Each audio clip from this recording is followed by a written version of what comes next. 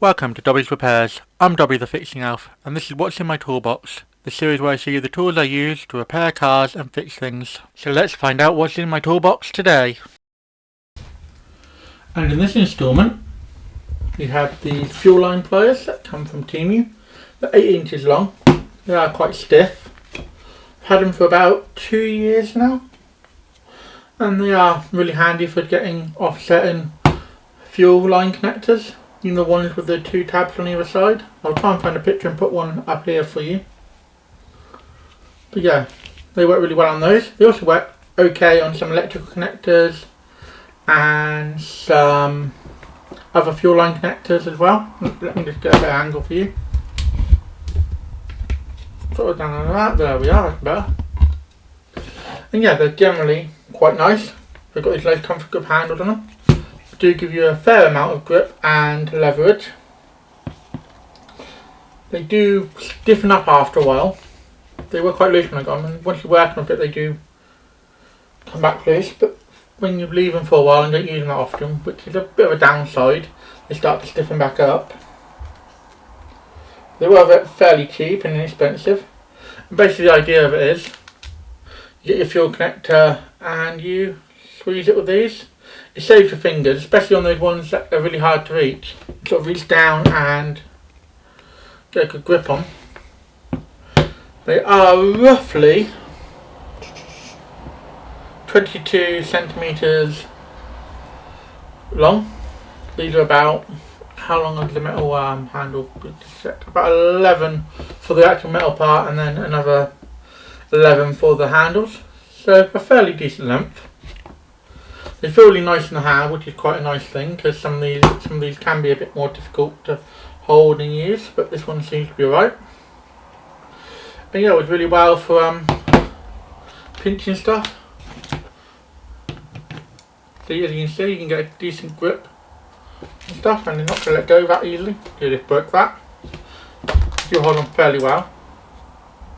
They're not gripped or textured or anything, but they are fairly strong. They just allow quite a bit of squeezing force, they say, if I can get my words out today. I may sound a bit weird. I'm not feeling particularly great. I've got a really sore throat, so hopefully my voice will last for the rest of this video. It's only going to be a quick one anyway. But yeah, they are generally quite nice and quite handy to use. They have this little curve in them. I'm not sure how well that's going to come out on the camera. Maybe that's probably the best angle so you can actually see the curve, which means you can get into some slightly more awkward spots. So if you like fishing down behind like a fuel filter or something to get hold of it, you can, and just ease it around the corner as such. And they are, like I said, for removing those stubborn fuel line connectors, are great. I've also used them on the on a few constant tension clamps. You know, the ones with the spring open. You can get a good grip on them and hold some of them. The larger sizes work better than the smaller sizes. But yeah, get a good old squeeze, and definitely helpful in a pinch. I've taken a whole airbox assembly out with this, with the little connectors on, because they also work on other connectors. Anything you need to squeeze, it's quite good, especially if you've got a flat side one side. They're really good for that. Now I'll show you a bit of footage of these in action. It's not the greatest, but I'll show it to you anyway, and we'll come back and I'll give you my final thoughts. So you can't actually see me removing the first connector in this video, but there's my hand removing the first connector with the pliers. Just in the corner there. You see it comes off relatively straightforward, and they're the style of connectors that these work really well on. I was saying earlier in the video. You can kind of adjust this fuel filter just to a slightly easier angle to get a better connection on it. And to show you a bit of an easier view hopefully, but it doesn't quite work out I plan. So you're just trying to move it forward. I'm just going to try and remove this one by hand. They are quite stiff sometimes and really hard to get off. Particularly this one. You see, so I'm going to get the pliers back in. And I know you can't actually see it pressing the connectors, but it is pressing the connectors.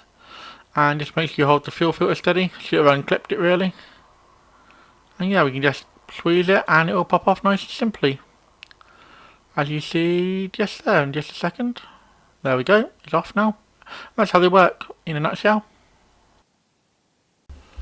So now you've seen these lovely things in action. Let me just give you a quick zoom in so you can see them a bit closer. So you can see, really this is where the joint is. It's not a very solid joint. Well, it's a solid joint, but it's like a It's only really a push joint, and that's where there's a lot of friction in, so you can't even see that on the camera, but that's where your friction comes from. Just a bit of WD-40 in normally helps.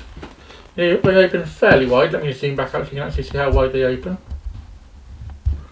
So roughly we get from 12 to 21, so that wide. Let me put it in a bit more central position. This is 19 to 28, so roughly 9 centimeters of opening, which is quite more than you actually need. As you do get stiff, like I said, especially when you open them to a full extension. You can use 2 hands on them, so that does help. Obviously, before I move on to my final thoughts, I just want to say, if you're new to the channel, please drop a like and consider subscribing. I do tool videos every week, and I prepare content out as often as I can. So do keep an eye out for those. And yeah, moving on to my final thoughts now. They're a relatively handy set of pliers. They're not something you're going to use all the time, and these aren't the greatest, and that's why I'm going to give them a 3 spanner rating. So 3 spanners will pop up here as always. Regular channel viewers to the channel know what it is. If you're not regular to the channel and you see your first view you see on mine, I give all the tools I review a rating from 1 spanner to 5, depending on how useful they are and how good they are.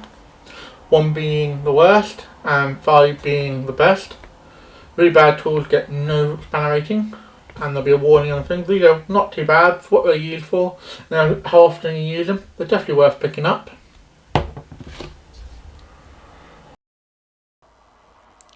And a huge thank you to our Fiction Club members, Mako, Rodney, Jason, Sebi and Mr. R, our newest member. Thank you all for your support, it really helps me and the channel out. Thanks for watching. If you found this video helpful or entertaining, don't forget to hit that like button, it really helps both the channel and me out. If you're new here, consider subscribing. I post 2 videos a week, so by subscribing you'll never miss a thing. Got any questions or suggestions? Drop a comment down below, and I'll do my best to reply to everyone. Here at Dobby Repairs, we're all about helping you learn how to work on your vehicle safely and showing you don't need to spend a fortune on tools to get the job done.